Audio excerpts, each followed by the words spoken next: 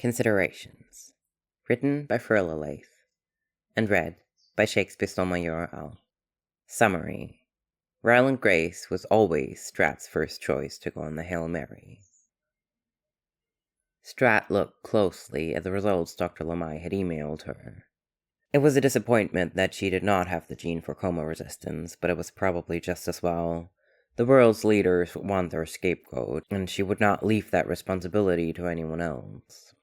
But Grace did have the gene, which was very good. If she were able to have the ideal Hail Mary crew she envisioned, with no other variables considered, Dr. Ryland Grace was her first choice for the scientist position. He was the world's foremost expert on astrophage after all. But then she would have to consider the possibility that he might be of better use to the survival of the human race here on Earth, pursuing a different, desperate path to saving the sun from astrophage. Besides, Grace would never volunteer to go, despite the courage buried deep down inside him under his fear of taking risks. Strat knew she would have to force him to go on the Hail Mary, completely against his will, and while she was fully capable of making such a difficult decision and compelling others to follow her lead in doing so, she would not do that to Grace or anyone else and endanger the mission.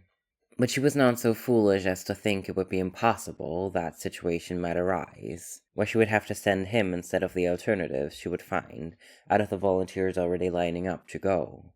But she wouldn't tell Grace that was an option unless such a situation arose. No reason to scare him away. She considered whether she should tell him he had the gene. What would he assume if she didn't tell him? Would knowing he had it be enough to scare him off? Would he stay despite his fears of having to go? Would he get distracted by the knowledge and miss something important? Strat closed the email, her mind made up. She would refrain from telling Grace he had the gene, and therefore on the short list for the crew, unless and until it became absolutely necessary to tell him. There was always the risk that someone, probably Dr. Lamai, would tell him about his status, but Strat wasn't worried about that. Grace wouldn't be spooked by getting that knowledge from someone else. Her phone chirped, signaling that she had a text message. It was Grace, letting her know he was back at the carrier with urgent news. Strat sent off a reply, letting him know she would meet him at the astrophage lab, then shut down her computer. The rest of her emails would have to wait. The end. Thank you for listening.